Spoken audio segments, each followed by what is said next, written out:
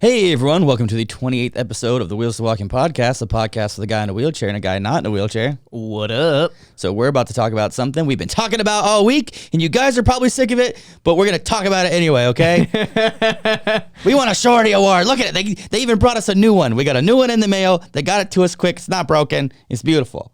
Check it out. Last week when we recorded when we recorded the podcast, we had the Shorty Award in the other room.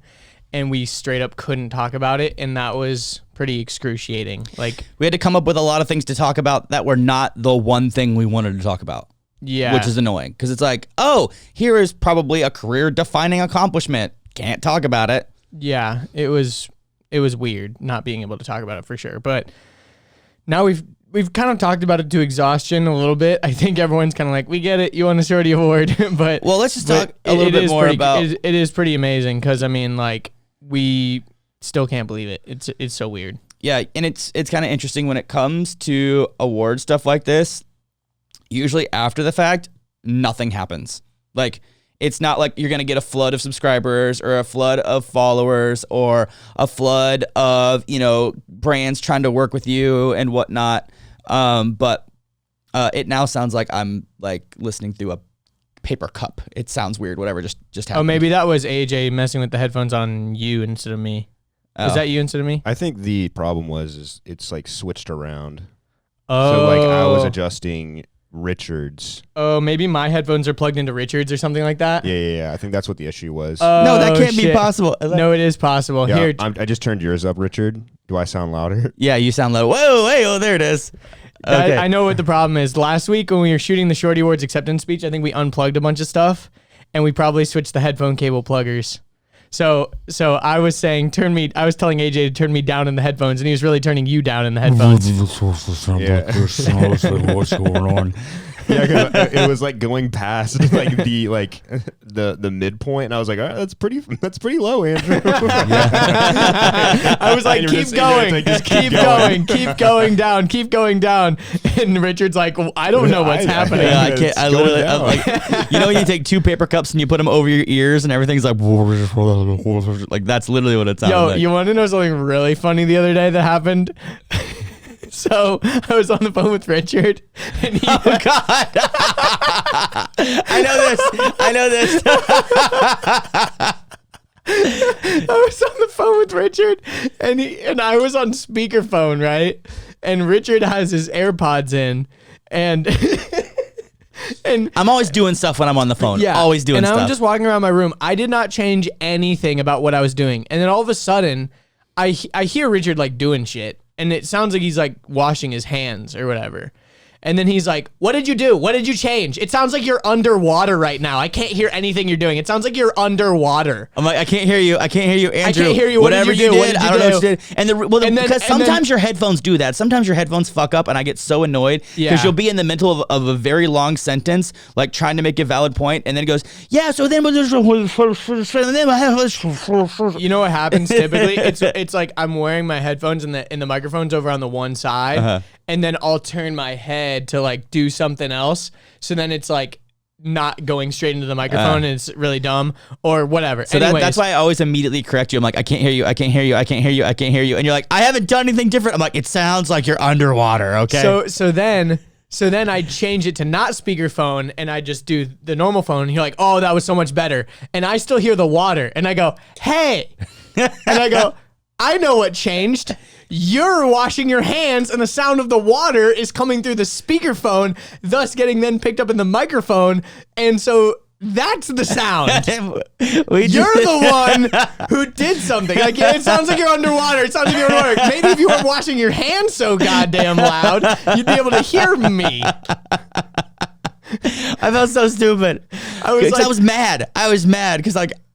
He's like, it sounds like you're underwater. It sounds like you're underwater. And I'm like, I didn't do anything because I heard the water too. And I'm like, that's coming from you, not me. But it was like so loud, the hand washing. Yeah. It was getting picked up in the microphone and then getting transmitted back to your ears. I don't know if it was hand washing or if it was a dish or if it was something. But whatever. The sink was running. Something involving the sink. And I'm like, dude. That's not me. But anyways, that was really funny. Okay, few quick things about shorties. For all you listeners, I want you to know about this. So One, doing the acceptance speech not in person was really hard, and if it ever came off like I'm speaking for myself here, like any type of like disingenuousness or like fakeness or whatever, like that's not my intent at all. I'm sorry, but I know that like in the like some of the behind the scenes clips on the vlog, like at one point I was like, oh, I feel so fake.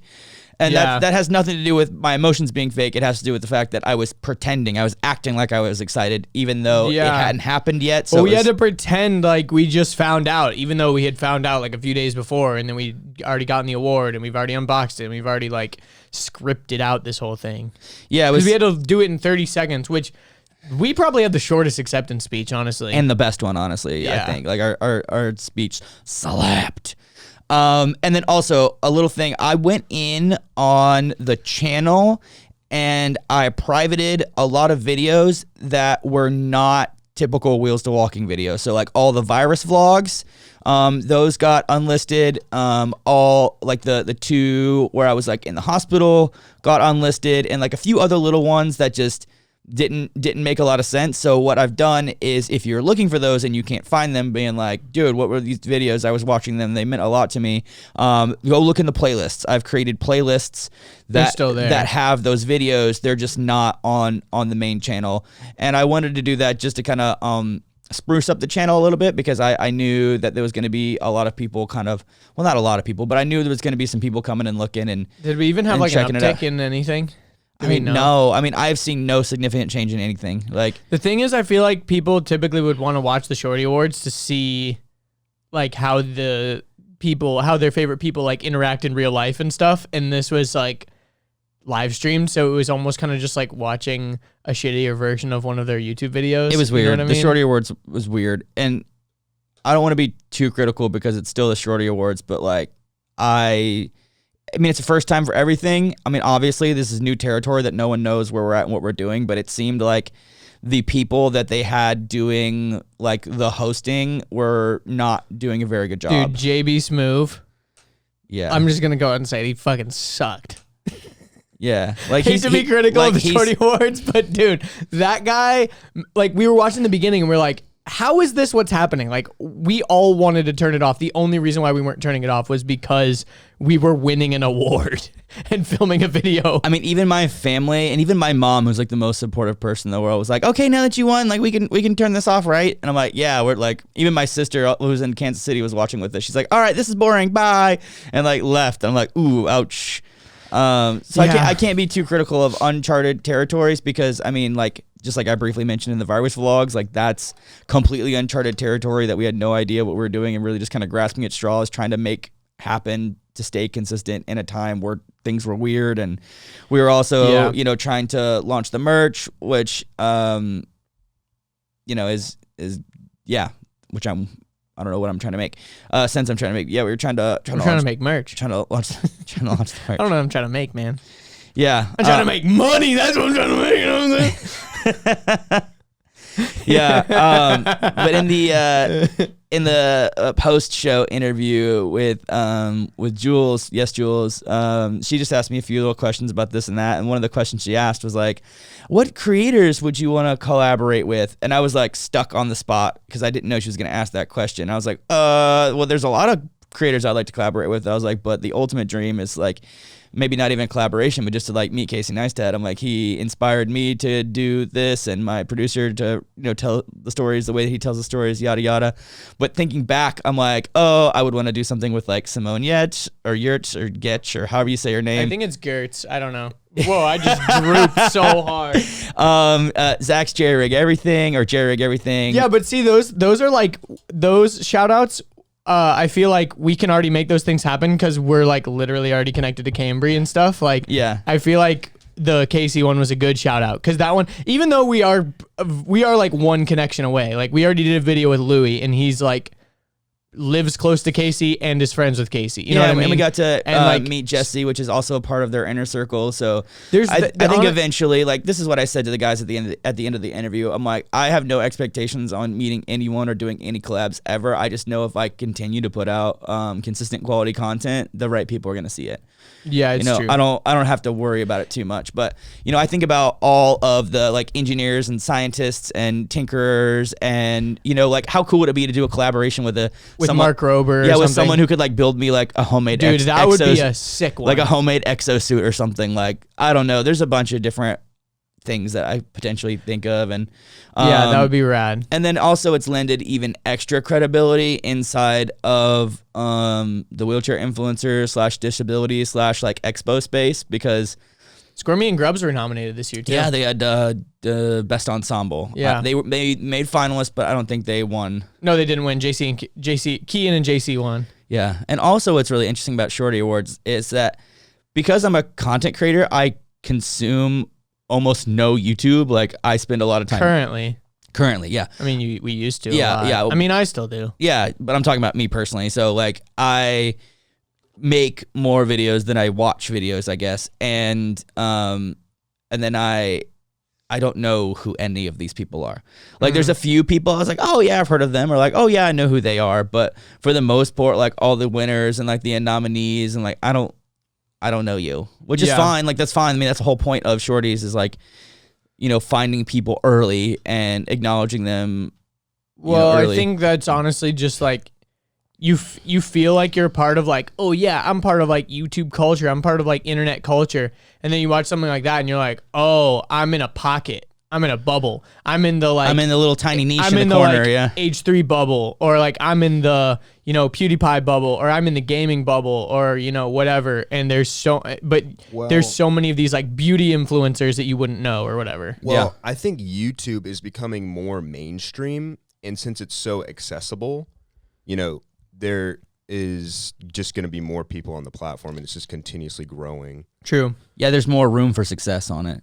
And a lot of cross-platform, people that are big on one platform move over to another platform, and vice versa. There's a lot of ways. And like the Shorty Awards isn't YouTube. Like there's so many people nominated in our category that like their main platform is like Instagram. Yep. So like it is weird to like see all these nominees and you're like, I don't even know who the fuck this is, but it might not even be necessarily, because it's like best ensemble. Maybe it's not even best ensemble on YouTube. Maybe it's just like best ensemble, like in general, like best group of people or whatever, Yeah, like I think the year before was like the Queer Eye group, and the year before that was the Vlog Squad, and like. Yeah. And Vlog Squad has won best ensemble for the Shorties and the Streamies. Also, another award show, the Webbies. Oh, I didn't know that was the thing. Yeah, but it's mainly like brands and stuff, like best, like ad campaign and shit like that, and like best Michelin tires for the beefy guy rolls down the hill. The beefy guy, it's the Michelin man. For the giant for the giant marshmallow man.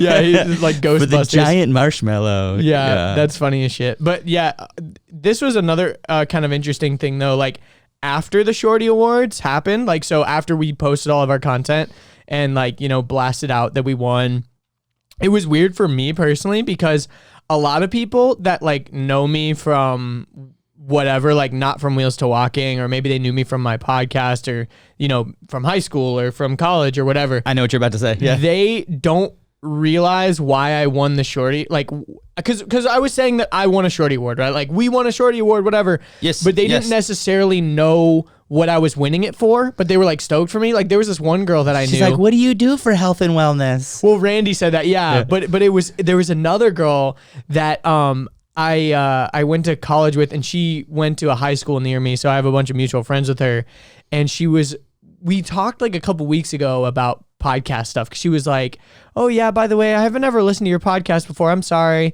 I'm like, no, I don't take it personally or anything like that. I don't expect anybody to listen to anything. Yeah.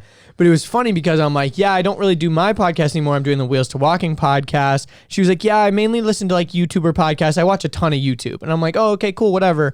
And she was, and I was asking her about some podcast. She's like, yeah, I watched that one, but honestly, they like cuss too much sometimes. And I'm like, oh, okay, like, yeah, you probably wouldn't listen to like my podcast. Yeah. So anyways, So she messaged me like after the Shorty Award thing. She's like, "Oh my gosh, like congratulations. That's like a huge deal. Like I feel like I watch a ton of YouTube and like that is a really big deal, blah, blah, blah. I had no idea your podcast was that big." And like most of the time, like I listen to a lot of YouTuber podcasts and like they have an audience on YouTube that they can bring over to their podcast and they still haven't even won a Shorty Award. So that's insane. And you don't even have YouTube. You're like she didn't understand that YouTube was not the for the main thing. podcast. Like she didn't realize that the YouTube was the big thing. She was like, because I think that you have a channel or something like that. And I'm like, yeah, the YouTube thing is the main thing. The podcast is like the secondary. It was the second thing. And it was just so funny because I wasn't about to like correct her either. I'm just like, yeah, whatever. Like she doesn't watch our content. Like it doesn't really matter. But it was just funny that like,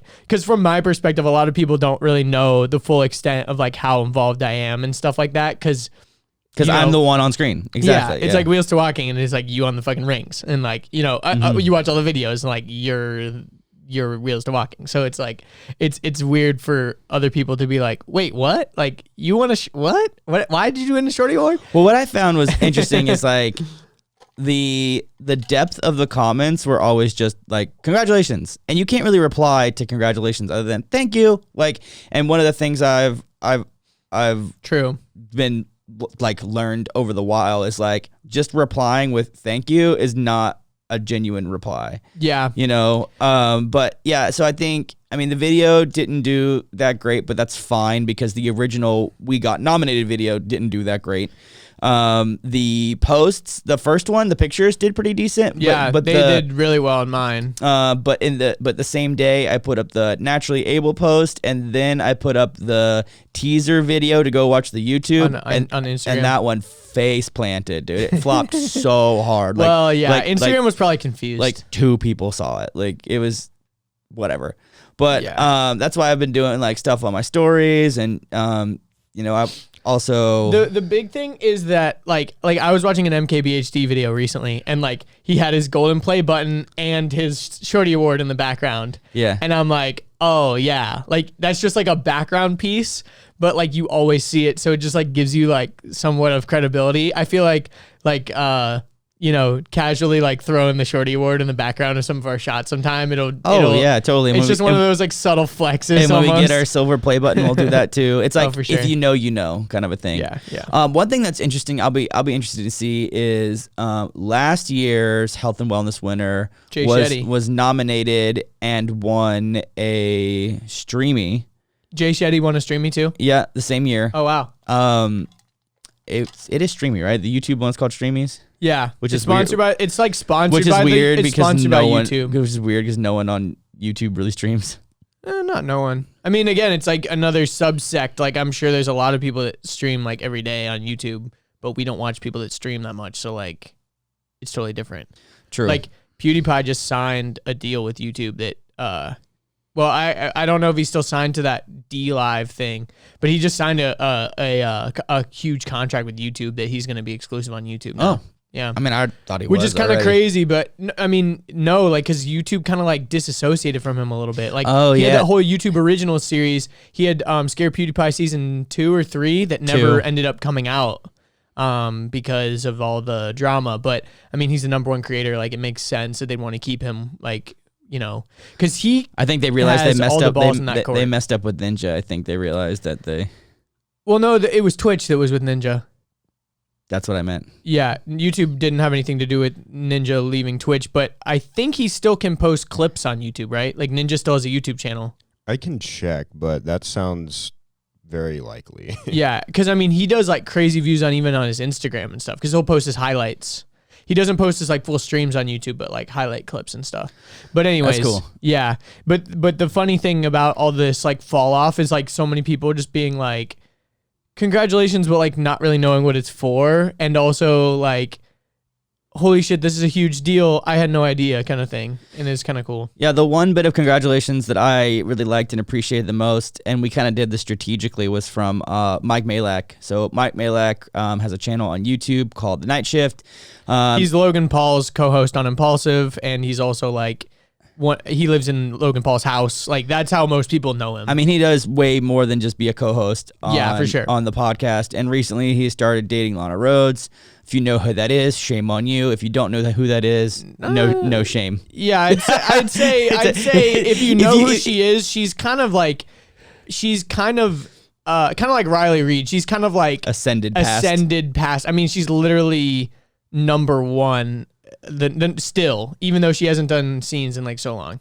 3 years, over 3 years. She was in the industry for 9 months and hasn't shot in over 3 years and is still number one. Yeah, which is crazy. She's still posting solo stuff, but yeah. Yeah, she's doing stuff on like OnlyFans. Yeah. But anyway, so the thing is, like, I like his show. I think The Night Shift is cool. I like him. I relate to him a lot because I used to not like him at all. On Impulsive, I always thought he was like annoying and like always butting in too much and stuff. But over the past couple of years of listening to Impulsive, or however long it's been, it's not that one. It's this one. Oh, okay. It's stupid. This fucking mic stand is being annoying. Don't worry about it. I got an angle on it. It's fine. Yeah. So, but yeah, I can like understand a lot of people don't like him because he's big and loud and brash and commands attention and talks a lot. Sound familiar? Yeah, true. But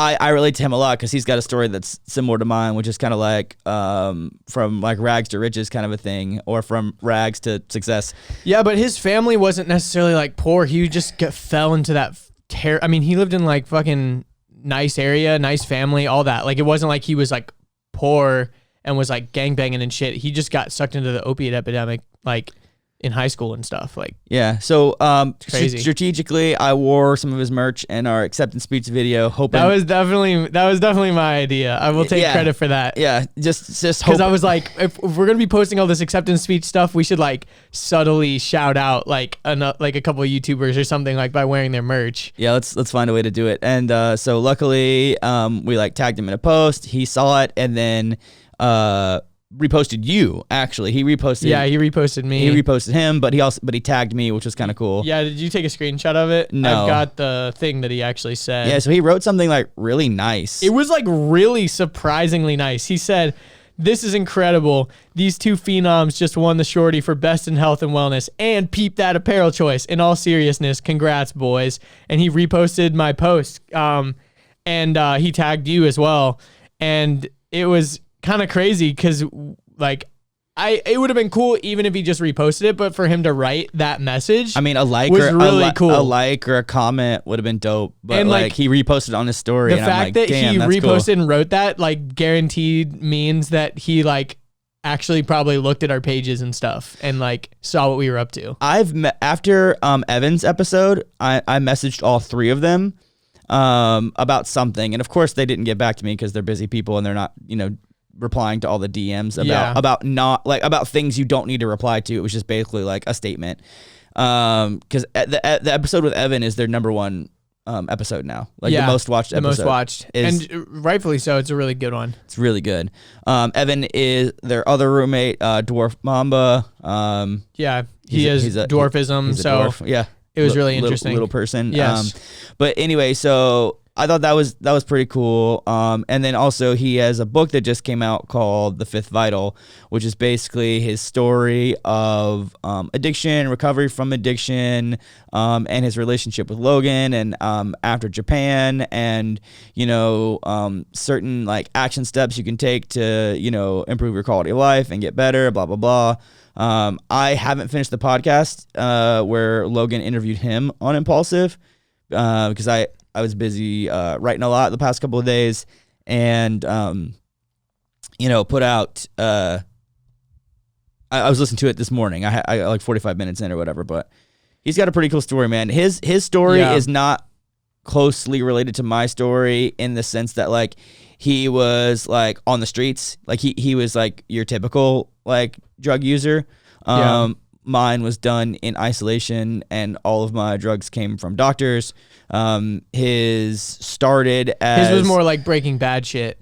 Yeah, it was... A little bit more crazy, a little bit more... He was selling and like doing all kinds of crazy shit, dude.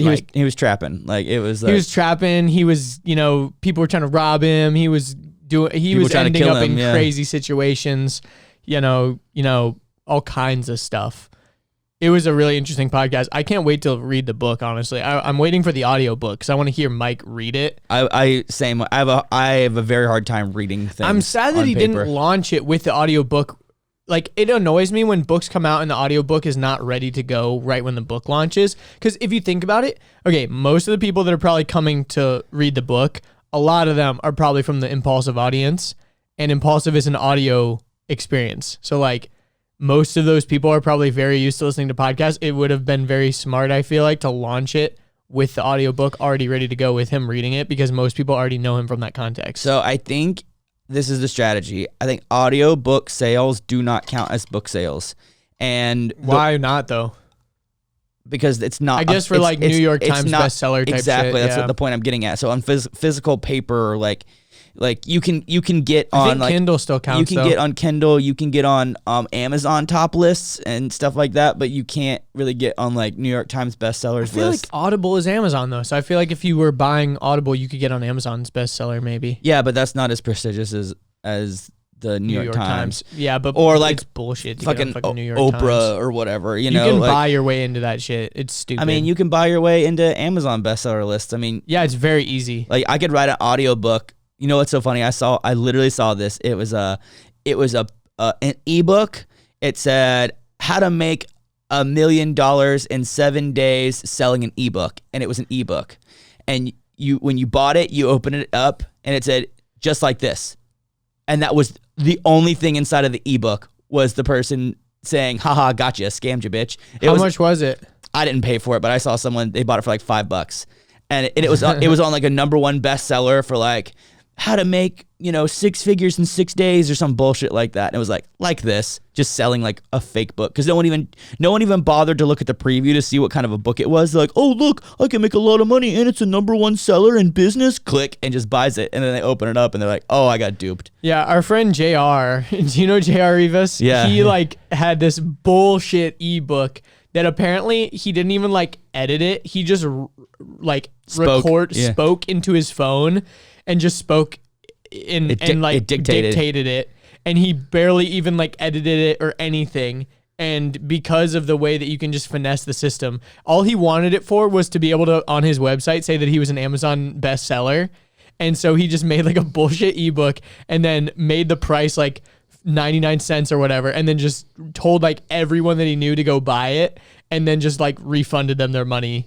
It literally cost him a couple $100 or whatever. Because if you can get a certain amount of sales within the first 24 hours, you can get on Amazon bestseller. It's so dumb. So on his website, it's Amazon bestselling author, as seen on Forbes, as seen on TV. That's how so much of that PR stuff is. It doesn't even matter the actual content of it. You just want the optics. It's same thing with the Shorty Award. It's no one's gonna watch the actual award show, but just having the award is the main thing. One of the things I think I've figured out about Instagram verification is you have to have a Wikipedia page, but anyone can make a Wikipedia page. No, but about it's actually pretty hard to get it working. To make a Wikipedia page about yourself, you have to be referenced in a lot of articles and things like that. I've tried a long time ago, I tried to make one on myself and I got rejected because there's not enough public information about you. So whoever the editors are that work, whatever, volunteer for Wikipedia, they can reject or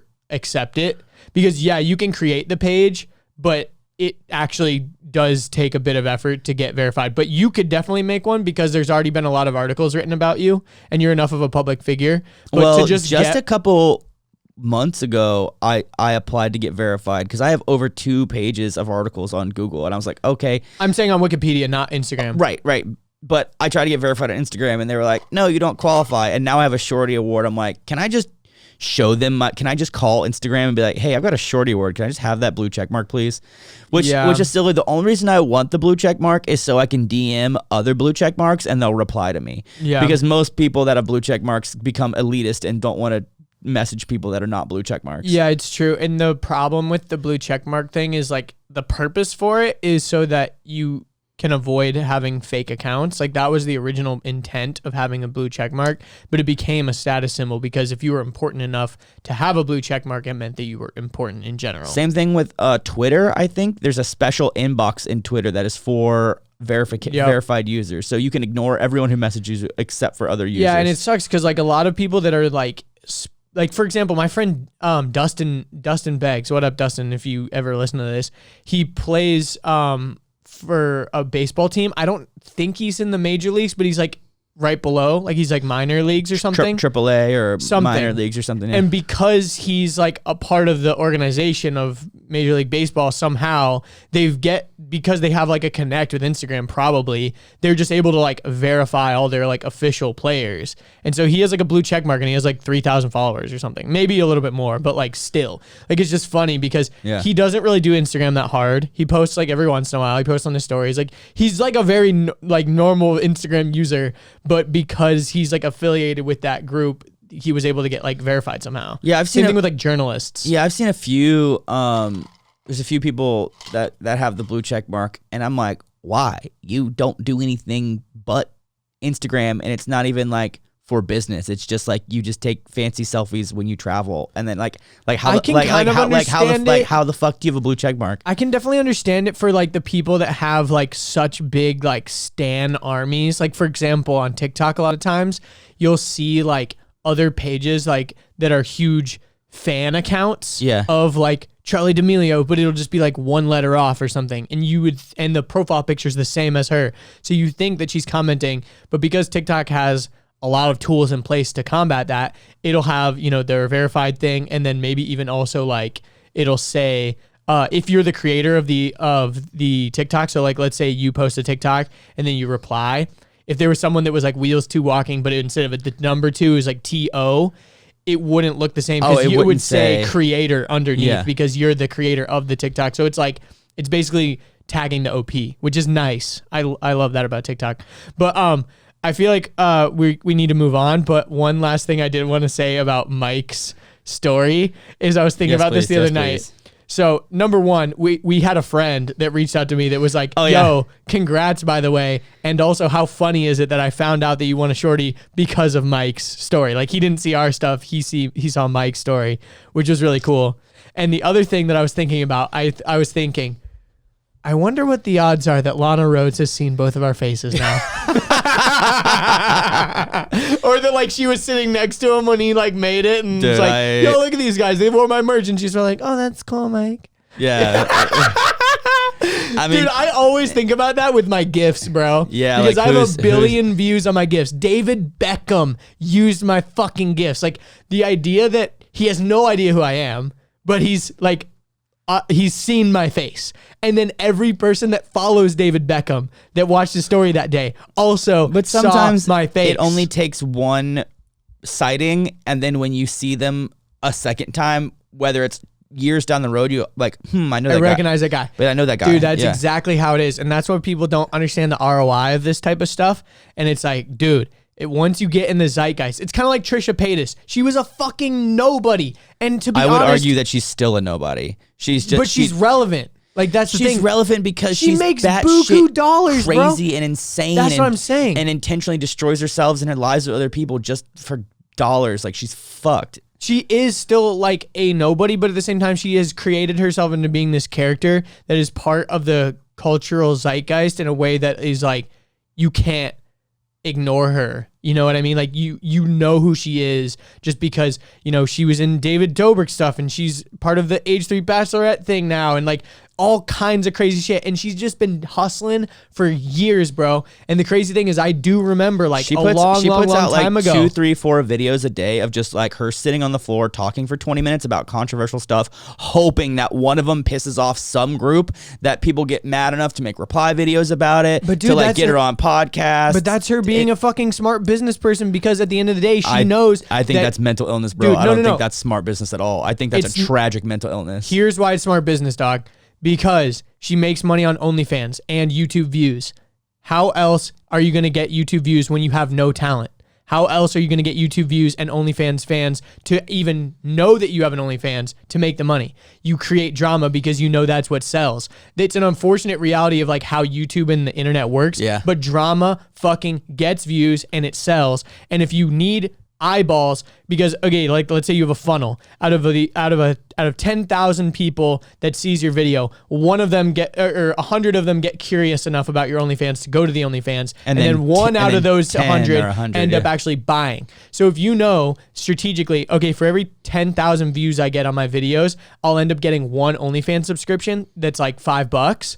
If she's getting millions of views, like on every video, she's just getting stupid amounts of OnlyFans subscriptions. So I just gotta like take YouTube. take the Trisha Paytas approach to sell merch is what I gotta do. No, it's selling yourself out. Like, you know, obviously she's taken the route. I mean, she's literally whoring herself out for money. Like, in the most literal sense, she has destroyed her character, destroyed her reputation. She literally spreads her fucking legs on the internet for money. Mental illness. Yeah, mental illness. But like I'm saying, she still makes money. Like, she makes stupid money. And that's another sad fact is like she would be institutionalized and remain institutionalized for a long time. But the problem is she has money. So all she does is just fix her problems with money. Like, yeah.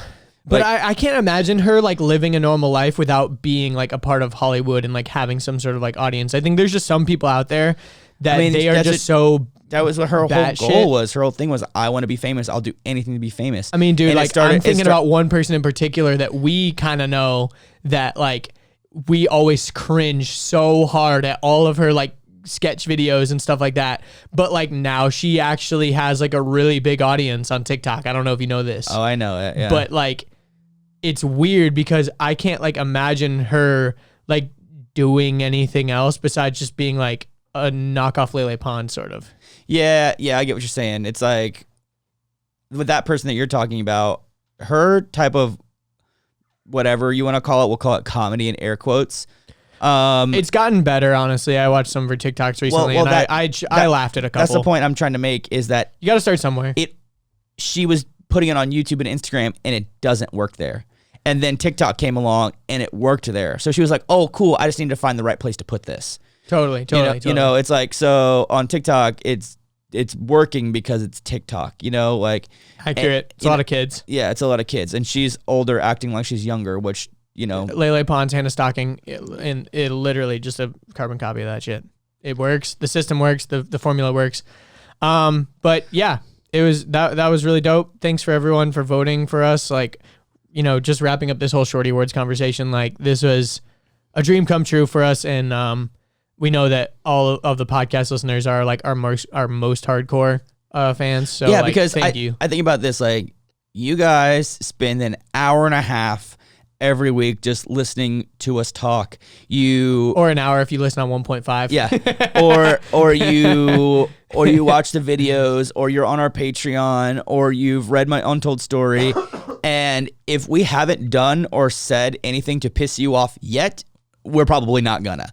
Yeah. Like the fact that you guys are still around after all that we do. And I was actually thinking about that for a minute, like, after we posted that video and after we won the award, I'm like, I started thinking prospectively. I'm like, I wonder what our optics are right now. Yeah. Like, I wonder what our Freds think of this, because Fred is not an anomaly. I know we've got a bunch of Freds. What up, Fred? What up, Fred? So it's like, I'm thinking to myself, like, I wonder what they think about what's going on right now and how we're handling it and how we're talking about it, and, you know, what they think and what they don't think. And that's something that I would like to just real quick, like, open the doors to, is like, I am always open to feedback.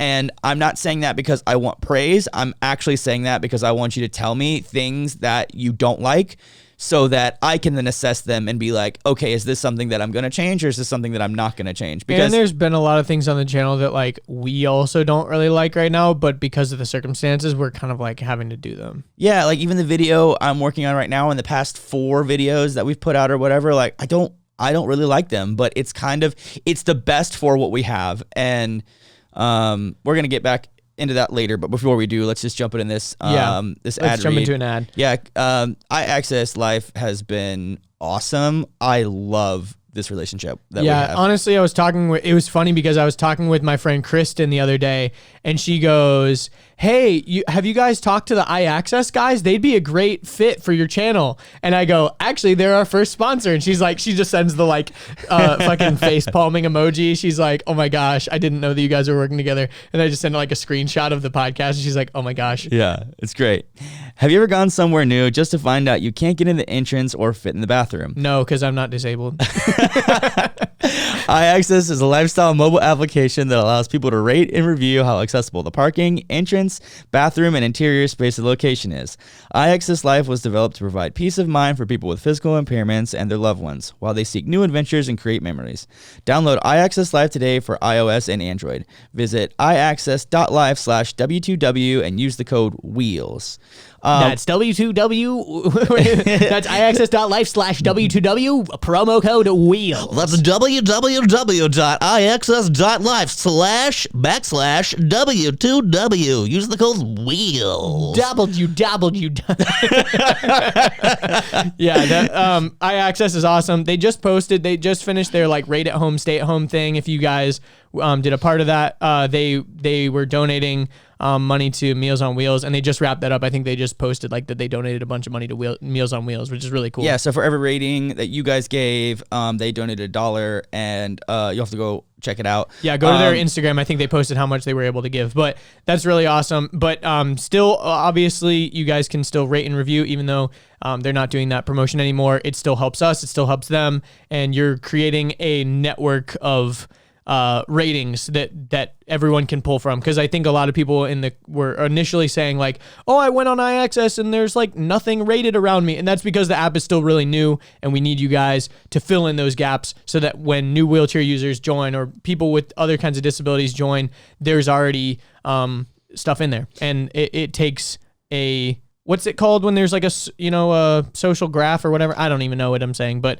we need like a network of people to like fill in the gaps. Yeah, you don't even have to have a disability to do it. Like you can be an advocate and there's a way that you can tag yourself as that. It asks you like, are you a wheelchair user? Are you blind? Are you deaf? Like all that kind of stuff. Exactly. And one of the things that they've recently updated is in the star rating system, you get to see what type of mobility the person has who rated it, right? So someone who has like hearing impairments might rate it differently than someone who's got uses a wheelchair, who has other type of like maybe visual impairments. So when So when you're reading, oh well, this one got a 5-star, and then you go there and you're like, how did this get a 5-star? You might have been confused, but you can actually see. Now you can see like who rated it. Yeah, that makes sense. That makes total sense. Very awesome. Thanks, iAccess, and don't forget to go rate and review. Yeah, support the companies that support. What was our what's our next thing? Oh yeah. We were going to talk about dude. The Blue Angels. Okay. So, wow. You start, and I'm gonna get mad while you start. Okay. Because I think this is the dumbest thing ever. Like, I'll let you get mad. I agree. It is very dumb. But basically, if you live in the United States, you've probably seen recently around cities around America, they've been the Blue Angels, which are like Navy jets that basically do a lot of like air shows and things like that, and they show off like how close they can get, and they do all these maneuvers, and they all kinds of cool stuff. It is cool. It's a way to make kids think that joining the Navy is cool because they think they're like, oh, I get to fly a Blue Angel one day. Yeah, and it's a cool way. It honestly is cool. Like to see them do that, like it is a very impressive feat. Yeah, like, maybe it is very cool. Like maybe at an air show. Yeah, I mean, but yeah, exactly. Like if you, but it is cool to see the Blue Angels. Like I remember as a kid, like watching that and thinking it was cool. But recently they've been doing shows all around America to quote unquote show support for our. I would not call it a show. They are doing no tricks. They are literally just. They're doing loop-de-loops. They're just flying over. No, that they like go over certain areas and do shit. Like they were doing like loops, and they were doing like when they passed your house, they did not do anything. They flew over, but like over downtown, they were like doing loops and shit. Oh, like they did an air show over a certain area, but they got to get to that area first. So you saw them fly over this area. I think this is just the dumbest thing ever. Because it's not like there's an airport downtown. Like they can't just like take off and start doing tricks. Like they got to fly over somewhere. But anyways, they've been doing it all over. Like, it wasn't just here in Atlanta. They did it in LA. They did it in Dallas. They've done it in a bunch of different places. And it's, again, to show support for like doctors and nurses and all this. But yeah, in fuel alone, each city they went to was over $1 million in fuel. How about government? You buy PPE and give it to the hospital workers. How about you show support that way? Like, I hate it. Anytime something bad happens to this country, there's all of a sudden this like burst of patriotism and like American jerk-offness that's like, yay, America, look at us, we're badass. We've got jets that can fly over cities. We're doing this to support people. Yeah. And it's like, no, that is patriotic propaganda. That is bullshit. That is literally smoke and mirrors. That is a gesture. That is a fucking clown show to try to a song and dance to make people forget that the government is fucking up so bad right now. They're like, all right, boys, we're fucking up so bad, but we're just, you know what? We're tough Americans. We're resilient. We're going to make it through. Send out the jets. People are going to be so excited. Let's make them congregate together in fields and watch the jets together while there's a virus that spreads by people congregating in fields. And let's make them clap. Yay. It's like, fuck you. Like, it's so stupid. Like, are you serious right now? Like, what a waste of time. What a waste of resources. And fuck you. Like, Jesus Chris Christ. D'Elia was talking about it Like, on I his can't podcast. stand it. It's such jerk offness. Like, America's like, fuck commies and their propaganda, North Korean propaganda, Chinese propaganda. It's like, bitch, this is American fucking propaganda is what this 100%. is. This is literally just a way to be like, oh my God, America's great. America. Don't forget, guys. Don't forget. Yeah. Dude, Chris D'Elia was talking about it on his podcast, and he's like, they did an interview on TV about I've got it. AJ fucking dying back here. They did an interview on TV about it, and he was like, so she was talking to one of the pilots or something. She's like, so is it true that you guys can get 18 feet away from each other? And he goes, 10 inches. And he was like joking about it. He's like, hey, he goes, hey, you're 17 miles up in the air. Don't be like this. These are my hands, not jets. Don't be 10 inches. Be 18 feet. I can't tell the difference. And like, it was so funny. But he's basically making the point of like, the doctors that you're supposed to be like supporting and whatever, they should be inside of the hospitals. Like, they can't see the jets right now because they're like doing shit. Like, Exactly. Like he was It's like, not for the people. They say it someone is, in the yeah. background is like, boop, boop, boop. And the doctors are just like, yay, jets. I mean, I feel the same way with like whenever there was a shift change in cities, it's like, go outside on your balcony at 7 o'clock and start clapping. It's like, Clap. hey, for the NHS. here's the real thing. They're overwhelmed. Even on normal days, when their shift is over at 7, they don't leave at 7. Their shift is over when the other nurse finally catches up to them, which is usually anywhere between 7:15 and 7:45, which means they don't even get in their car until 8:15, maybe 8:30. So fuck this, like, it's 7 o'clock, let's go outside and clap. Yeah. Oh, thank you, medical workers. Thank you for doing such a good job on your shift. Yeah, it's like, who's that for? Who's that really for? Honestly. It's to pat yourself on the back. It's the same type of shit with like to make yourself, inspiration porn, to dude. make yourself feel good. It's not for the people. It's literally just to make yourself feel good. And the other thing about it is like, not to like be belittling or anything like that, but yes, there are some areas where like it is so overcrowded right now, like especially New York City, like in LA, and you know, a lot of places. A lot of the like here, I've heard that like hospitals are like more empty than ever before, like because people are scared to go to the hospital. Well, no one's getting hurt driving around in car accidents. No one's getting hurt at work, at construction sites. No one's getting hurt riding motorcycles and doing extreme sports. Like no one's regular and injuries like are people happening. that regularly need to go to the hospital for other things aren't going there because they are scared of getting coronavirus. Like I heard they were I don't remember where this is. Don't quote me on it, but I was hearing that they were talking about a lot of cancer patients that do chemo every, however many months or whatever, have been not doing their chemo because they are being told not to go to the hospital. And there's probably going to be a lot of people that die of that reason, not just like coronavirus. Like there's a ton of people that are going to die because of that reason, which really sucks. And that's very, very sad, of course, but it is very, very weird because I feel like there's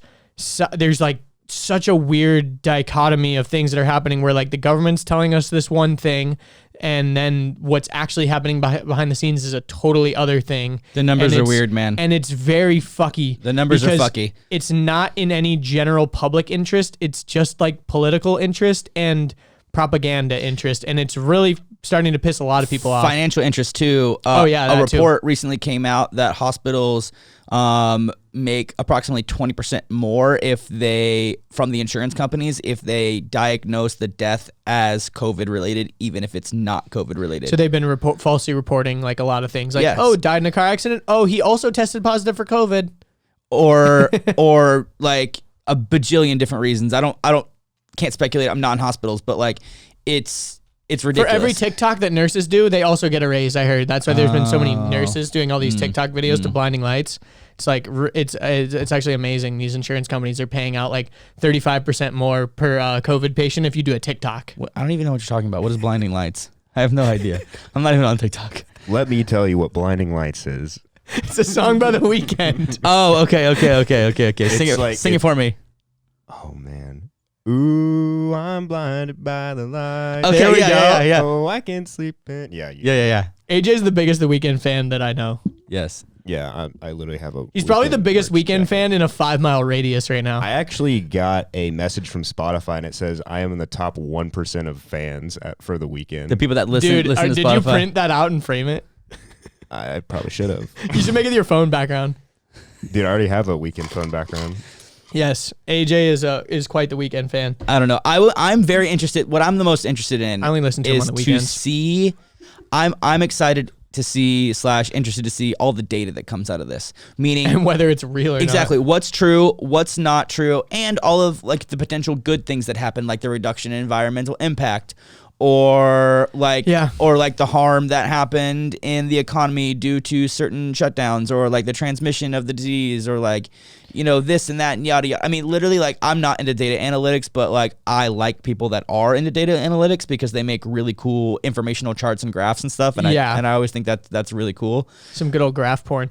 The thing that I think is probably going to happen is in a lot of the fallout, we're going to see a lot of the ignorance and a lot of the things that could have happened or didn't happen or whatever. Kind of like how with like 9/11, there's just like, yes, we're not denying that the virus is real. Yes, we're not denying that 9/11 happened. Like, you know, there's certain spectrum of people that are like such deniers of things, and then there's like the other side of the spectrum that just believes There's some people the that narrative. think 5G made COVID. Some people think that COVID was made in a lab somewhere and it's a part of biological warfare. Like, there's a lot of people that are like think that Bill Gates is the Antichrist. Like, get off. Quit smoking crack, you fucking idiots. But for every person that's on that either side of the spectrum, there's got to be some sort of medium, because like same thing again with 9/11 is like most cliche conspiracy theory type thing to believe in. It's like when you go to the 9/11 museum in New York City, you're like, oh yeah, like there's no denying that this should happen because there's real evidence. But there's also a lot of fuckiness. There's a lot of questions. There's a lot of questions. There's a lot of questions. There's a lot of questions. A lot of questions. And there's a lot of fear around it. There's a lot of like political power. There's also a shit ton of financial reasons why it could have happened. There's a lot of financial stuff. A lot of financial reasons. There's so much to it that's like records that got destroyed in those buildings, and not just the main buildings, like Building 11 and shit. Like there's so many layers of that, and like same thing with COVID. It goes deep. Like there's same things with COVID. It's like we knew that this was such a big deal, but like, did we do enough? Did we not do enough? Was there a strategic reason to not do enough? Was it planned? Was it not? Blah, blah, blah, blah, blah. All this kind of stuff. I think there is some sort of medium. I don't like to like spread false things and like, you know. I think both also have to do with the incompetence of the leaders at the time. Like, for sure. we had. I mean, we've got dummies. We had George W. Bush, who was like known for being an idiot. Like he was just brand new into office when 9/11 happened. It's true. And he was reading a book when it happened. He was reading a book to children when it happened. Yeah, and then I even think about who we have in office right now and his administration and like the chaos that's going in there, and like there's people already. Who's smarter, George W. Bush or Trump? Oh, Bush all the way. Yeah. But I can't stand Bush. But anyway, so you know it's the same thing where it's like there is. I hope this doesn't happen because I would just roll my eyes and want to punch myself in the face.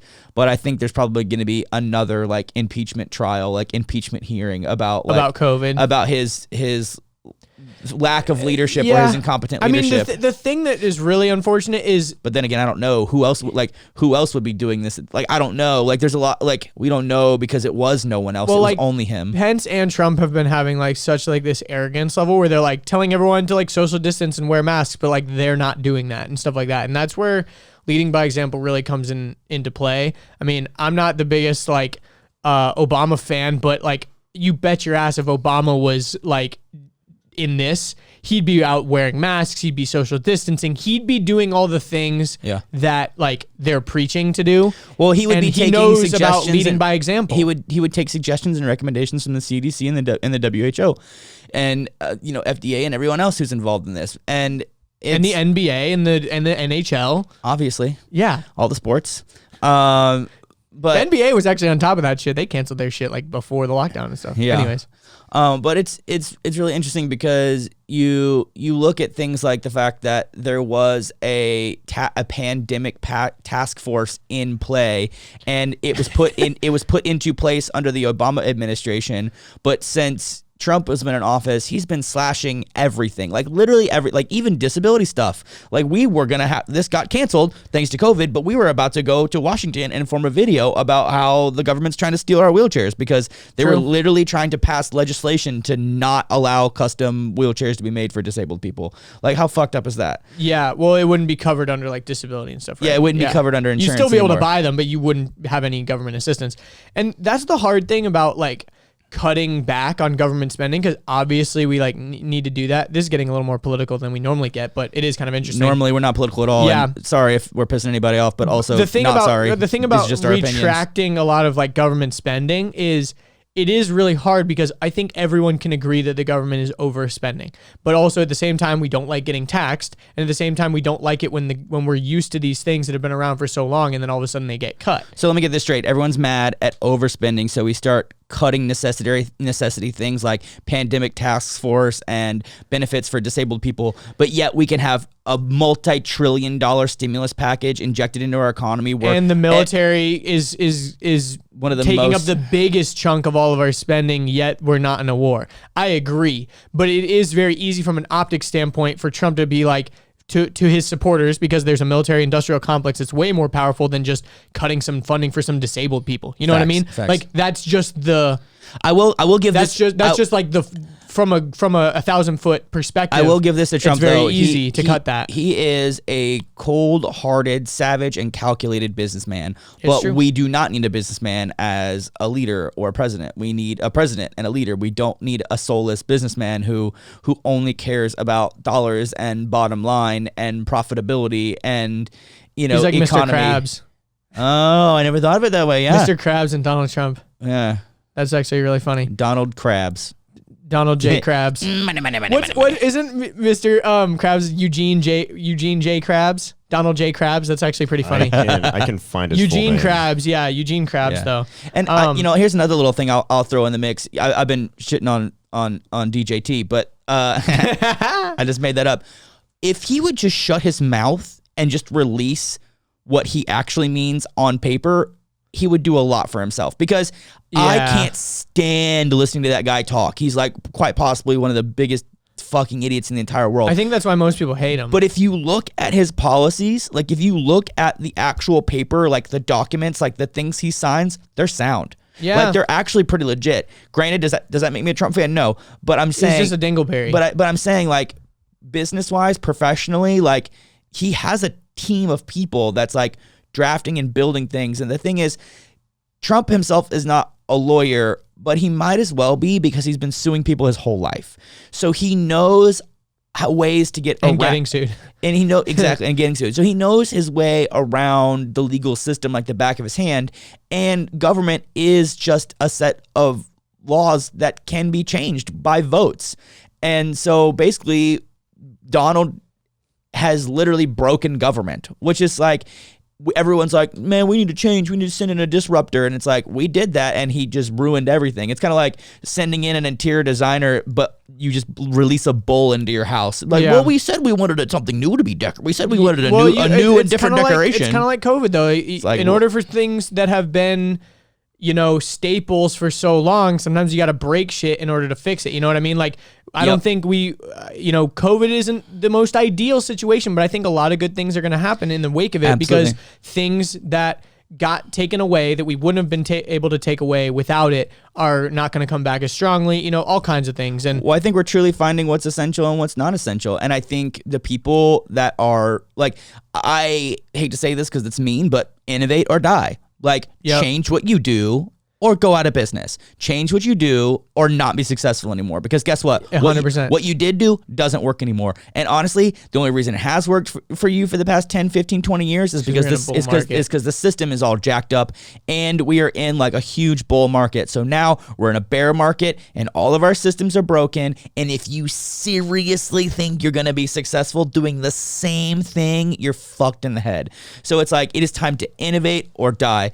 And that's something that like I hope to honestly bring into the disability space when it comes to social media marketing, is because like we know how strong and powerful and important this is for businesses, for customer acquisition, and to be able to generate relationships with their customers through long form content. Like we know how valuable this is, but all of the other marketing tactics that all these companies used to use, guess what? Aren't going to work anymore. And they can keep throwing money at it and keep throwing more money at it. And guess what's still going to happen? Not going to work. So, it's this whole process of like, not just this industry, but like all industries. It's like innovate or die. Like you change what you do or you go out of business. Gary Vee always talks about like, you should always be trying to put yourself out of business, because if you don't, someone else is.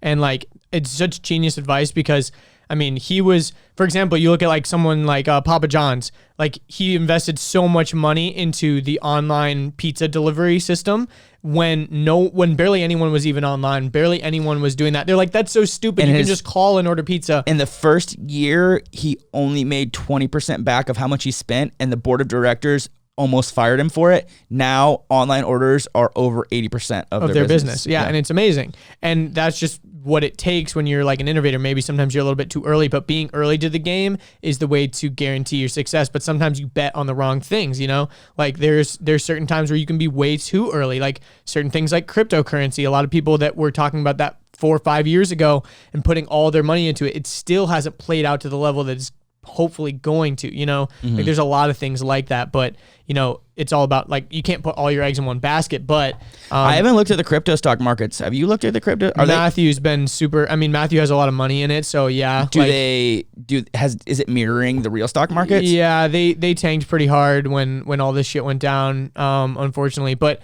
they're slowly climbing back up. But an interesting thing that Matthew was talking to me about, my brother, he was saying actually right now, an unregulated central bank, basically. Yeah, and the thing is until all the major players actually start putting in money to make the market cap go up, like it's still so volatile that we don't even know what the fuck's gonna happen. Like the market cap of Bitcoin and crypto is still so low in comparison to the world market that it's still very volatile. So like you can still win big, but you can also lose big.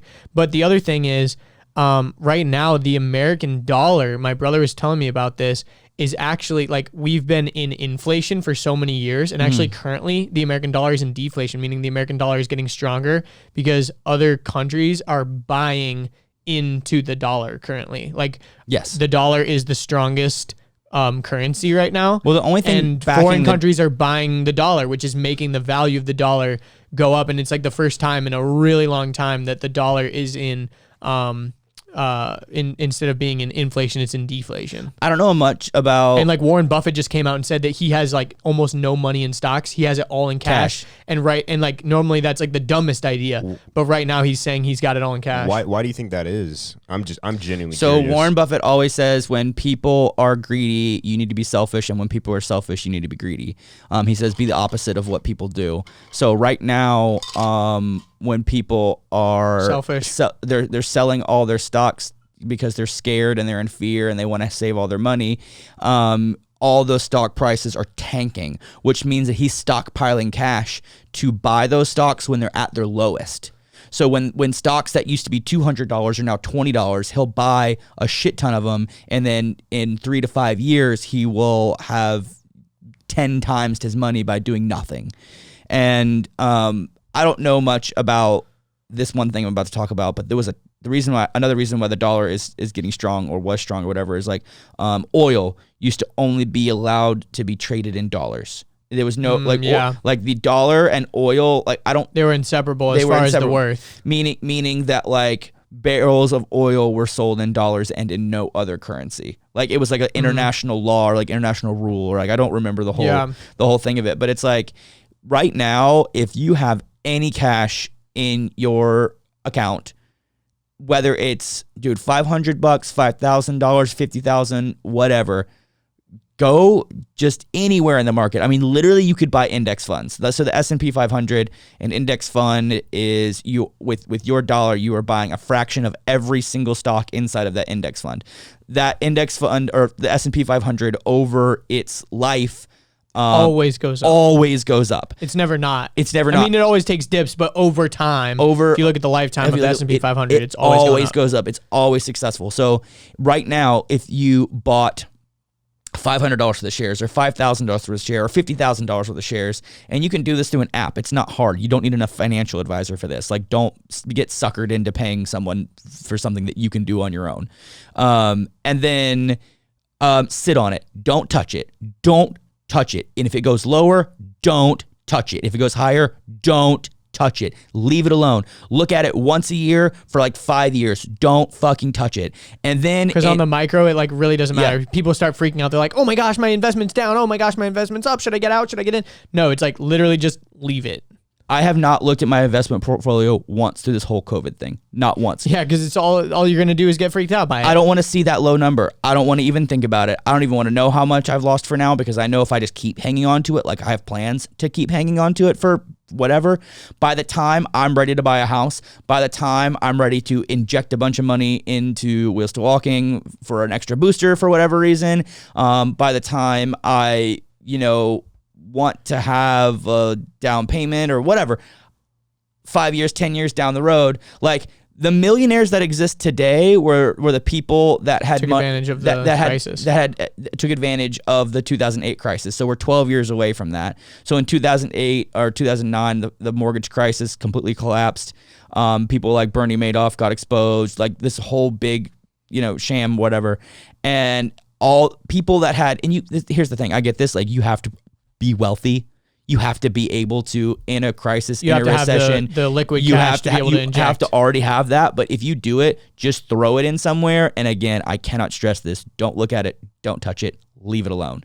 And that's the only way it grows. And if you just leave it alone for 3, 5, 10 years, when you look at it again, you're gonna, through compound interest, you're gonna go, holy shit, $5,000 just turned into $45,000. What? You'll look at $50,000 just turned into $250,000. What the fuck? Like you're gonna be just blown away. But that we are currently, this is literally the only sale that people run away from. Stocks are 30% off right now. They're 40, 50% off. Elon Musk put out, but everyone's scared and everyone is worried about where their money is, and all their things are down. So they're Elon Musk tweeted something today. He's like, I think my stock price is inflated, in my opinion, and it dropped like $200. Think about everybody who bought it at a $200 discount, and then immediately 2 or 3 days later, when it went right back up to where it was. He basically shorted his own stock. Well, yeah, but you can't actually say that because that's like illegal. But that would be if he had, like, we don't know if he bought or sold the stock because of that trading kind of shit. But it is weird that he was able to control it that much. But AJ, you were kind of saying, why is the dollar deflating? I mean, King's speech. I understand why it's increasing, but I think maybe to some of the viewers, they might not understand. Economics are complicated. Let's just first start it that way. Yeah, definitely. And honestly, like, I don't fully understand the whole like inflation deflation thing 100% as far as like other countries buying into the dollar. But what I do know from what I was talking with my brother is like the American dollar throughout all of this has still been the most like consistent and stable money, even though it is very weird that the US is in so much debt, yet our currency is like the strongest. But, for example, if you had a bunch of money in like Venezuela or whatever, I mean, like it's kind of like what happened in like Nazi Germany, dude. Like they were literally using their paper money to start fires because it was more valuable as like kindling for a fireplace than it was for actual spending. And like the American dollar has like never done that. And like it just the Great Depression they did. Yeah, true. But like not to that extent where they were burning money, right? I mean, it was still really low. I mean, people would walk around town with wheelbarrows full of money instead of wallets. Yeah, true. Like they would have a wheelbarrow full of money in order to like. Those pictures are nuts. Yeah, but it's. You ever seen the Zimbabwe $1 trillion notes? Have you ever seen those? No. My friend has one that it's crazy. Like they literally have. What's it worth? $20 American or something like that? Yeah, now it's not even worth anything because they don't use that currency anymore. I don't think. But like literally, it's like these bills that the currency got so inflated. I think Vietnam, $1 million is worth like 1,500 American bucks. Or something like that. And at that point, you don't even measure it in like the total number. You like have some sort of like rounding thing. You weigh it. Wow. Yeah. Anyways, it is crazy. Like Chuck E. Cheese tickets. They literally have like $1 trillion notes. Like it's nuts. And now they're more like valuable as like a souvenir than anything. But anyways, yeah. How do you break change for that? That would be. Yeah, that's the funny thing. That's actually what that's how bills were invented, like the monetary system, because you used to carry on like gold coins and stuff, but that became so heavy that you would go to the bank and say, and the bank would write you a bank note. That's why we call them notes, like bills, like a bill of sale almost. And they would say, this paper is good for this amount of gold. And so you could start trading those pieces of paper that were guaranteed, signed by the bank, saying, yo, if you take this to the bank, we'll give you this. Yeah, so people started trading notes back and forth. Yeah, and it's genius, actually. I mean, in like pandemic times, it's kind of crazy because you think like we're still using money if that whole system collapsed, because the whole banking system is so weird. It hasn't been backed been backed by gold in a long time. Yeah, and people still think we're on the gold standard, but we have not been on the gold standard. Reagan administration, I think it was some.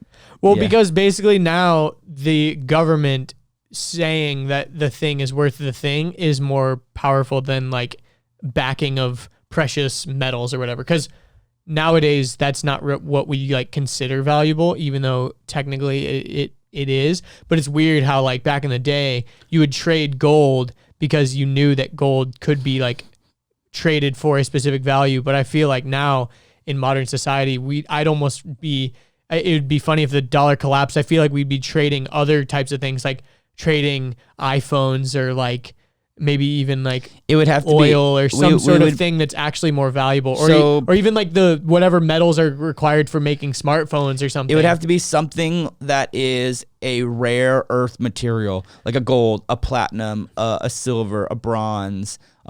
It would have a copper. It would have to be aluminum, titanium. It would have to be something that comes from the earth, tin or something. Something that comes from the earth that is in limited quantity, and that is what makes it valuable. Yeah. And dollar bills aren't like that. It's paper. Yeah. On a kind of related note, talking about precious metals and building stuff. Yeah. Building a computer, which is very exciting. So, Andrew's laptop that he bought pretty much maybe a year before Wheels to Walking started, so it's like two and a half years old, has been crapping out. I think recently. It's like 2 years old, and it's not even like. And actually, it's funny because since I said that, it's not that it's a bad computer. It's like it's just that it can't handle what we're throwing at it anymore. This is the thing. Like, let's say you go buy a Dodge Challenger, right? You can buy a stock Dodge Challenger that's like a V6, like the lowest thing, and then you. And it's what, 40 grand, something like that, for like a stock Dodge Challenger. Buy 26 grand probably. Looks from the outside to be a Dodge Challenger. And then there's also the Hellcat Challenger. That's triple or quadruple the amount of money.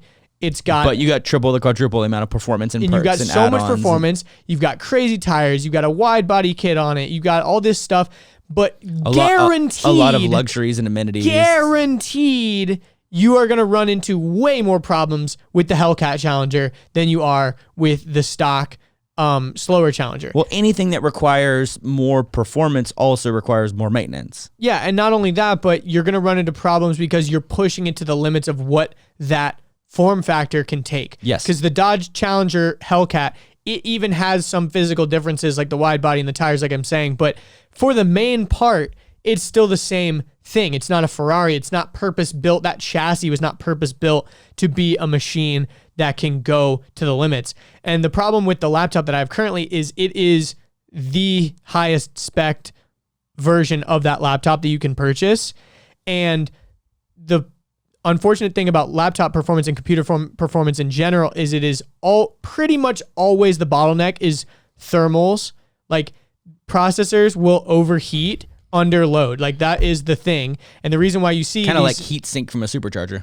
100%. It's very, very similar. Like a CPU requires a heat sink. Like that's why you have, thermal heat soak. That's what I meant to say. Yeah, and heat sink is a thing in computers and things like that. And basically, it's a metal pipe that ends up spreading itself out into thinner and thinner pieces of metal that you then flow cold air or liquid over that will dissipate that heat. And so basically, in a laptop, you can imagine how thin that laptop is.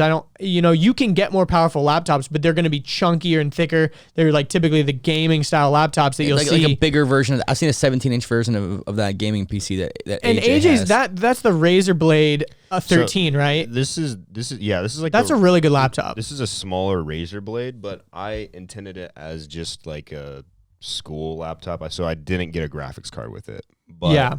So it's really technically, even though it's made by a Razer, I don't think most people would consider that a gaming laptop because it doesn't even have a GPU. I mean, the term gaming laptop is kind of hilarious if you think about it. It is kind of hilarious, but honestly, a lot of people get it because they need a laptop for school or something, but they also don't want to buy another dedicated machine just to game on. So they'll deal with the chunkiness and uglierness of a gaming laptop than, whatever else. But the thing about it is I've basically hit the limit of performance on the laptop, and there's been some annoying things, like it's been crashing recently and stuff like that. And basically it's time for me to build a new computer. So I'm super stoked. Well, Wheels to Walking pretty much broke a lot of your stuff. Like it broke your storage. It broke your computer.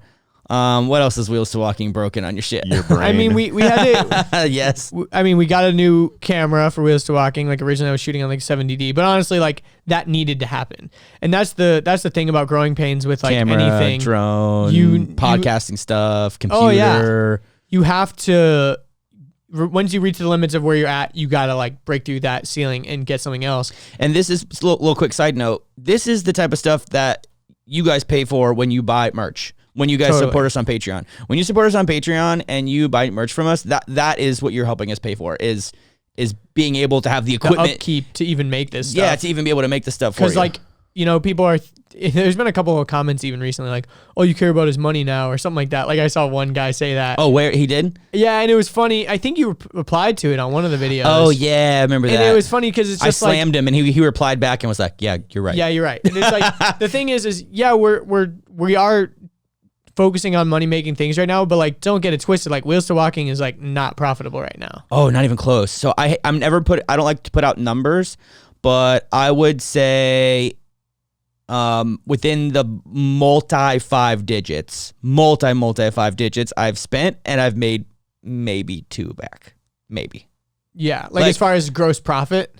Or just like in general, like from YouTube and stuff, we've made AdSense dollars, like a decent amount, but it doesn't make pennies on the dollar compared to what we've invested into this. Yeah, I mean, if you think about all of our travel videos and all the gear and equipment and like even what Richard was saying, like the storage, that's one thing that a lot of people don't take into consideration when they invest in a new camera or a computer or whatever, is the storage and the hidden cost of 4K, bro. Like, if you're going from a 1080p camera to a 4K camera and you intend on keeping that footage, you are not only just paying for the camera upgrades, but you are paying for it in storage, because those 4K files are not small. Massive. And I mean, I'm not even dealing with like crazy stuff. Like I'm not dealing with like 4K RAW or anything. Like AJ has like a Blackmagic camera that can shoot in 4K RAW.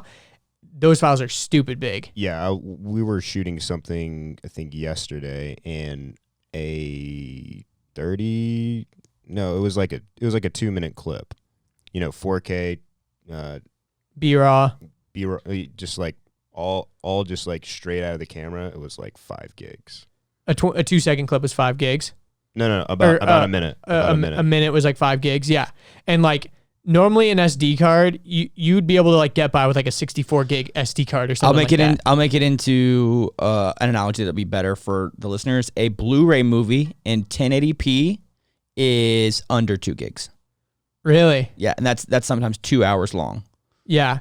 And so that's always the thing, to get nerdy for a second. Like, that's always the challenge with like video, is you always are going to be filming in a way bigger file. Like, you're always going to be recording in like a way larger bit rate than what you're going to end up spitting back out to YouTube. And that's for multiple reasons, but you're never going to be able to increase the quality. It's always going to be going down. Like, you're never going to be able to take what you put in the camera, whatever goes through the sensor of the camera, you're never going to be able to like artificially increase that later. It's always just going to be decreasing in quality. So basically the idea would be, if you want your YouTube quality to be as high as it can be, you've got to start at a place that's even higher than that so that you can make a high quality product, basically. I mean, that's why you would invest into a Red camera. Totally. Just to keep that consistent quality. And it's really funny when people make that argument about like, oh, why are you recording in 4K? Most people are going to watch it in 480p on their phone or whatever. And it is true. You need to understand, those people, they need to understand how much YouTube compresses. But they don't understand. Shit. They don't understand. How can you expect anyone who doesn't do what we do precisely and exactly to understand? I mean, that was any context. That's kind of like trying to tell a race car driver how to drive. Shut up. That's kind of like telling a doctor who works in a hospital how to doctor. Shut up. I even have people though on my comments, like on YouTube, like this one guy that I know, he's like in the industry, and he was like talking about how stupid it was to like export in 4K. And I'm like, dude, he's like, that's like driving a Lambo when all you need is a Civic or like some bullshit. And I'm like, yo, you do realize that driving a Lambo is fucking awesome, right? Like, it's like, yeah, of course we could be uploading in 1080. We could be uploading in 720. Dude, TV, like television, broadcast television still broadcasts in 720. It's hilarious. Like, unless you have some sort of like sports upgrade package that's broadcasting or higher like frame HD rates. box or something. Yeah, like you are still getting 720p. And for the most part, the naked eye will not detect it. To the untrained eye, you cannot tell. And that's what people's main argument is. But there's so many factors. Like, even for example, like you guys watching the podcast right now, this is one camera, but you see three angles. Angle 1, my face. Angle 2, both of us. Angle 3, Andrew's face. You know how that's possible? Shooting in 4K. Yeah, we have to use 4K because otherwise we'd be shooting with multiple cameras, which ultimately that would be a way more ideal setup. But like, we have one really good camera, so we're just taking advantage of that. And how much money do we have? Are we gonna spend money on 2 more cameras, or am I gonna spend money on making a dope video? Am I gonna spend money getting doing a better travel, computer, getting or a better computer, or on travel, or I don't know, maybe an assistant, or like who knows? Like we gotta be wise with this stuff. And it's like this whole making money off the internet, being YouTube, being your career, is so weird, man. Because it's like you just like most startups, you have to put in so much actual money up front, and then you have to put in like a year to 2 years to 3 years of just your blood, sweat, and tears. You have to put in that sweat equity, and then eventually, maybe 3 years down the road, you'll zero out, meaning you've made back all the money that you've spent, and then only at that point are you actually able to be profitable. And it's like, so yeah, I care about money because I want this to be successful.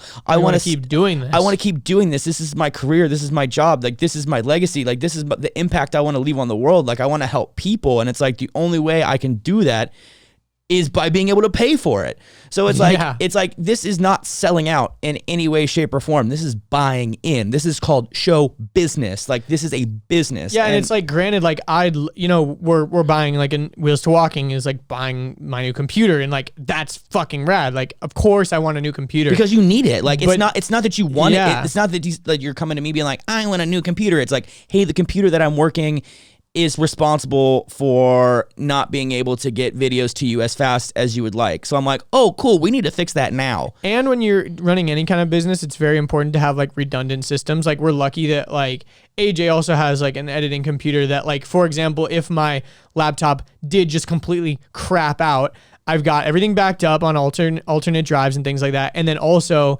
worst comes to worst, we could use AJ's computer to edit, or vice versa. Like, if AJ's computer went to shit, he's got a laptop, and we've got my laptop. Or worst to worst, and mine. And you've got a new computer too that's fully capable as well. Like, that's a really important thing. I only bought that one because my 5-year-old computer finally hit a roadblock where I'm like, oh man, like I didn't want to have to buy a new one, but like it hit a roadblock where it was making it so certain things we were doing at Wheels to Walking were not functioning, and I was like, shit, like I gotta buy a new one now. Yeah. Like I don't like spending money. It'd be great to not spend money. It'd be great to not have flights. It would be great to not have Airbnbs. It'd be great to not have to pay for adaptive equipment. It would be great to not have to go do things. It'd be great to not have to buy mics and have a whole studio and, oh, by the way, pay employees. It's like, you know, like it's fun, but it's like that's it's there's there's so much money. And even with the merch, PS, you gotta buy all that up front. You gotta pay for all of it. So like I am still in the hole for the merch too. Like, yeah, you know, I'm not complaining in any way, shape, or form, but like it is annoying when people like think that I'm somehow like maliciously trying to profit. It's like I mentioned this in our acceptance video where when I was joking around about like if we want to be rich and famous, there's easier ways to do that, especially rich. And I think a lot of people probably got mad at that because they're like, what do you mean it's not easy to be rich? And I'm like, that's not what I'm saying. It's like we put in like anywhere between 14 to 20 hours a day doing this. And it's like, if I put in 8 hours a day working on like just a side hustle, like somewhere in like e-commerce or like social media marketing or like Amazon FBA or like coaching or like fitness or like white labeled supplements, dude, all day I could be rolling in it, but I'm not interested in that. I'm interested in helping because a people. lot of that stuff is kind of soulless too. Yeah. It's like if you really wanted to like make a ton of money, we were talking about stocks and stuff. Like, be a day trader. You can make a shit ton of money. But yeah, like, how about I do that? How about soul sucking as fuck? We're just gonna cancel Wheels to Walking. All the money that I spend on Wheels to Walking, I'm just gonna start doing stocks. Yeah. How horrible would that be? That's lame. That's boring. Everyone would hate that, including me. Yeah, and the other thing is like, even though, yes, again, like we're talking about money and all this stuff, but like we are obviously creating a huge impact. Like we can see the effects of it, which is awesome. And that's why it's all worth it. Yeah, and not only worth it, but that's why I don't ever complain about it. Like, yeah, I've never once been like, I mean, yeah, I like bitch every now and then, be like, oh gosh, I'm spending so much money. You know, especially when it's like the first of the month and I write away like thousands of dollars and I'm like, ooh, that hurts.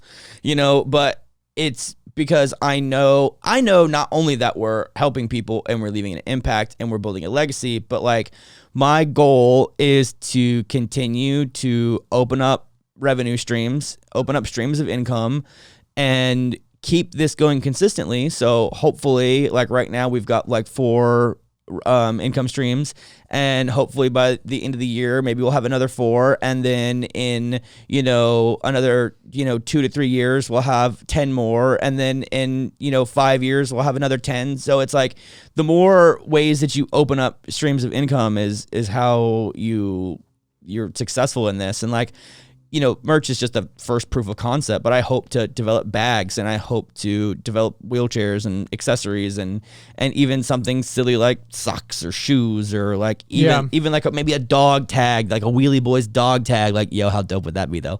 Like Wheelie Boys 001, Wheelie Boys 002, something you could clip onto your chair. I mean, I think of just, there's like so many cool ways that we could dude, like. Speaking of products, I did want to mention something that I was looking at recently. So this is kind of off topic, but we've been talking about like technology companies and stuff like that. Yeah. And obviously a company that you're very familiar with, Apple. You used to work for Apple. I don't know if we talked about that before. Yeah, you've definitely taled about it. I didn't know if I was like spilling beans. We have. But anyways, the new iPhone SE is so cheap and so good. You mean cheap or inexpensive? Inexpensive. Because, so for example, I know this girl and she is rocking an iPhone 5 and she's been rocking an iPhone 5 for a long time. And like, that might have been one of my favorite ones because I liked how in one hand you could hold the iPhone 4. It was a little bit taller. But the 5 made it one app deck taller. I really like the 5. Yeah, the 5 was a great phone. And she's been, the 5 is very old at this point. It's archaic. And she recently like cracked her front screen and all this stuff. And anyways, there's a lot of things. And I was like, how cool would it be if I like bought her an iPhone? Because I was like, dude, you could buy like used ones. Like you could buy a used iPhone 8 for like $100, $200. I gave you a broken iPhone 8. I know. Like I literally have a broken iPhone that's better than her iPhone. So I was just looking into it because I'm like, that'd be a really cool thing to just be like, yo, like here's an iPhone, like, whatever. That'd be fun. It wouldn't even be, it's kind of like it would be more worth it for me to like see the reaction. You know what I mean? Okay, David Dobrik. Seriously though, but that's why he does that type of stuff. So anyways, I was thinking about it. I was looking into it and I was looking at like how much an iPhone 8 would cost and all this stuff. Dude, it is more reasonable right now to buy the new iPhone SE than it is to buy a used iPhone 8 because for just a little bit more, you get a brand new phone with brand new internals. The iPhone 8 starts, I mean, this is without tax, it starts at $400. Can you still? Or sorry, not the iPhone 8, the iPhone SE, the new one starts at $400. What are the specs? You get the brand new chip that's in the iPhone 11, Which is the like A13, the A12 or whatever. 13, yeah. It's the A13, the A13 Bionic. Whoa. Hello. Whatever the fuck that means, doesn't mean shit. Apple loves it only has one naming camera. things. It only has one camera, but it's the camera from the 10, I think. So it's a really good camera. 8. An iPhone camera. No, but they're stealing the camera sensor from the new one. But it's They're stealing the main one. But it's a single like the 8. It's the single, yeah. It's the exact same body as the 8, so you can do screen replacements with the screen from the 8. It's the exact same screen from the 8. What about storage space? You can go 64, 128, and 256. Oh, because iPhone 8s still had 16s and 32s, I think. I think 32 was the lowest, but still that was laughable. I don't know if it had 16, but still, yes. But the lowest is 64, and then for I think it's only $50 more, you can go to 128. That's the sucker right there. So once you get the 128, then you're with tax almost at 500. It's like 490 with tax. But still, for $490, you're getting an iPhone with all the brand new internals, a decent camera, a decent screen. You still have Touch ID, and you still have the ugly bezels from the old one. So you're still rocking the top bezel and the bottom those bezel. aren't too bad if you didn't know they were there. Yeah, exactly. Over time, you get used to them. But like looking at a phone like mine or like yours that's 100% screen to body ratio, almost, yeah. It's a pretty big step back. But if you're already used to having that phone, You wouldn't know. It's not a big deal at all.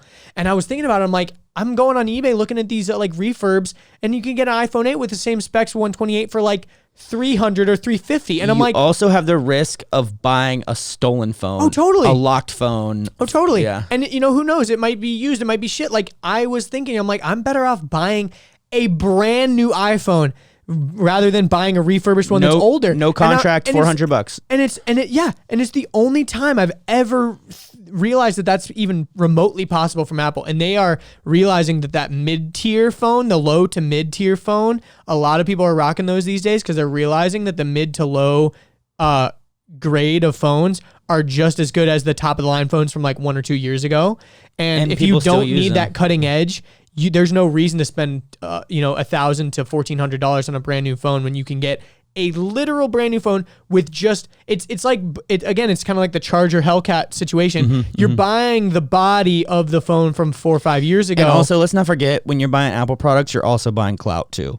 I don't think the iPhone SE is getting you any clout, but yeah. No, that's what I'm saying. It's like for the people that don't give a shit about clout, just go with the SE. Yeah, and everyone's always like, I want the newest phone, and I want the nearest Yeah, 'cause AirPods, and I want the newest, and I want the bestest. And it's like, I like those people for one reason and one reason only. You can always buy their secondhand stuff 1 year later for like balls cheap. Yeah. It's like, I have last year's MacBook Pro. I need this year's MacBook Pro. And I'm like, cool, let me buy your old one from you. Yeah, exactly. And the thing about it that's so crazy too is Apple is so good. I can't remember where I listened to this, but there was a thing that I listened to. I've talked about it before. You crack me up because like half of you, when it comes to Apple, you shit on their life, and the other half, you're like, yeah, way to go, Apple. No, they're genius in so many regards. I just don't like being in their walled garden, but like they are genius. Yeah. The beautiful thing about what they are able to do with their pricing is they're able to still manage to get their most loyal users to spend the most money and their richest customers to spend the most money while simultaneously getting the lowest and poorest of their customers to just spend a little bit more. For example, they've got the iPhone SE 64 gig for $400, but for only $50 more, you can fucking double your storage to 128. And that's reasonable in the year 2020. So, and then when you put on tax and stuff like that, you're like, oh, the iPhone SE is only 400, and then they end up getting an extra 100 or 50 out of you. And that's the thing. And then they'll sell that Apple Care to you. Exactly. But then the lowest customer is still like, I don't need 128. I'm going for the cheapest, and they still going for that 400. And then you're already in. And then you end up maybe buying a pair of used AirPods from a while ago for like $80, and then you get into their walled garden. But the thing that I was going to mention, let me do some quick math. Go ahead. The thing I was going to mention is what they're also doing with that is they're... Dude, that's so low. So $400 split over a contract, which is 24 months, is an extra $16.66 added on to your... Yeah, I was it's just nothing. looking at it. It's crazy. nothing. So your $50 a month unlimited everything phone plan plus $16. So you're paying $66.66 for a brand new phone and an unlimited plan. Simultaneously that they are selling a brand new iPhone for $400, Apple is also selling wheels for the Mac Pro. Wheels, 4 little wheels that you put on your Mac Pro so you can roll around your tower. Seriously? For $700 for a set of wheels for the Mac Pro. You can purchase the wheels by themselves. You don't need to own a MacBook Pro or a Mac Pro. You go online. You can buy the wheels for the Mac Pro that just make the tower go around. There's not even locks on the wheels. So if you have a floor that's slightly off level, your Mac Pro is going to be rolling all around. You can't even lock it in place. The wheels are $700, but you can buy a brand new iPhone for $400. What about the stand? Yeah, and the cinema stand. The stand for the cinema display is $1,000. But dude, honestly, the wheels are more ridiculous than the $1,000 stand because the stand is sick. But here's why: the Mac Pro, the base of the Mac Pro, what, $20,000? No, the base is $6,000. Okay, still. You get $700 for a set of wheels on a $6,000 machine. That's doable. But that's the craziest part, bro. They are able if you got money. That's the thing, is they're able to get their richest customers to spend the most and their poorest customers to just sneak in at the lowest level. They're genius with that shit, bro. You can buy a brand new iPhone for $400. You could buy a set of wheels for your car for $700. You can buy wheels for your car for $700. Maybe even a wheel and tire if you want a discount tire. Oh, 100%, bro. 100%. You can get a sick pair of new wheels for your car, yet you are paying for little skateboard wheels for your Mac Pro. You are spending $700, dude. But they're genius. Their customers are loyal, though. Of course. Yeah. And they know they've got them. And they go, you want to roll that around? It's because that baby. ecosystem is fire, though. Yeah. And my brother was asking me about this the other day. He said, if money was no object, would you go Apple or PC? And I still said PC, but I said, but if I could get a fully loaded Mac Pro, I'd probably do that. Dude, I'd get the monitor. Yeah. The monitor's crazy. Well, honestly, I wouldn't even. Yeah, the monitor is crazy, but there are crazier monitors out there, too. I just love that. Those ones are like $40,000. All of my stuff lives on all of my devices, automatically synced, hands off. Like, it's so, like, it's just, you never need a third-party app to do anything. It's all just built in. That is my favorite thing. Like, yeah. I understand I'm a sucker. I understand I'm in the walled garden. Like, I understand I'm in the ecosystem, but, like, it makes everything so much easier. Like, for the vast majority of people, it is very much the preferred method. I just can't go back. Like, I'm too used to being able to, like, have those power features that you just can't even get. Windows users are the same people that are Android users for that exact reason, and the same reason that, like, Mac users and there's iPhone a lot of PC users that use thing. Apple products because they can't get the same performance out of the computers. Like, for example, like Connor Peterson, like, he was rocking an iPhone and a MacBook for editing, but he knew that he wanted more performance to edit like 4K stuff. So he built a PC because he knew that you just couldn't get that level of performance out of a Mac. Unless you had $1 billion. You had to buy a Mac Pro. And the funniest thing about that $6,000 Mac Pro, that's the starting point, no one's buying that shit because it has a 128 gigabyte SSD as the hard drive and 16 gigs of RAM, dude. It's the equivalent of like the lowest version of the 15-inch MacBook Pro, I think, or even the lowest version of the MacBook Pro 13. It's like no one's gonna buy it for that price point because it's literally pointless. It's like buying a Ferrari with a fucking 4-cylinder in it. Like, there's no. It looks cool. You can flex on Instagram. Get it about it. Exactly. But anyways, I feel like we've beaten this horse to death. Thanks everyone for listening. That's pretty much it. One quick note: someone left a comment on the video where they were like, I liked Andrew's perspective. He seems more of a free thinker. And I'm insulted. I'm insulted. Let me tell you why I'm insulted. I'm bringing up this beef right at the end. I'm insulted because, yes, I am an individual who has a lot of opinions about a lot of things, and I sometimes don't seem like I can be budged. However, if anyone brings new evidence to me, I will change my mind like that. This is true. I am very quick to go, you know what? I'm wrong. You're right. That is very true. I will back that up. And then we just move on. I think the reason why they commented that on that one specific episode is because you were playing devil's advocate and I was being an ass. Well, not only that, but I think also sometimes in the podcast, sometimes you come off as saying things that are absolutes. Like, you're like, well, the problem with women is this or whatever. You know what I mean? Like, I hope I've never said that sentence before. I remember there was one episode. like one episode where we were talking about like giving advice to girls, and you were like, well, women always ask you this, and I always come up with a way better solution, and then they shoot it down, and I'm like, whoa, bro, like I was just talking about my sounds like an personal exact yeah. example. And so I think that was why, I think that's also sometimes why it comes off that way, is because it's easier to be like, well, Apple users are fucking dumb. And it's like, no, not all. A lot of them are very smart. But like, there's also a lot of people that buy it because it's the easiest thing to use. There's also a lot of PC users that are just fucking dorks. You know what I mean? But then there's also some people that are like, I'd rather use Mac, but like, I can't get the same level of performance. I need to build a PC. Those you know what I mean? absolutes can be applied to anything. I mean, even like I'll call myself out from earlier in this episode. Like I shat pretty hard on the Trumpster, but like that doesn't mean like everyone who's into Trump is an idiot, but that also doesn't mean that everyone who's into Trump is a smart person. There's always a gray. Same thing with the opposite. Like it's whatever. I don't even get But anyways, I think that was in that specific episode. That was like why I was kind of pushing back. You guys are watching me on video. This is how I felt. I was like, nope. All right, Richard. Well, maybe you need to be a little more Spencer vibes than Big Mike. Oh, I'm Big Mike vibes. Yeah, I'm Big Mike vibes. Exactly. I think I was bringing the Spencer vibes that episode. But they had anyways, a new guy on a lot recently. What's his name? Mac? Yeah, Mac. Apparently, he's like been friends with him since like high school or something. I think he's been in the house and he does work. He's a photographer and a painter. Anyways, this is not Impulsive. This is the Wheels Walking Podcast. We're way over time. Thank you guys for listening and follow us on places. Adios.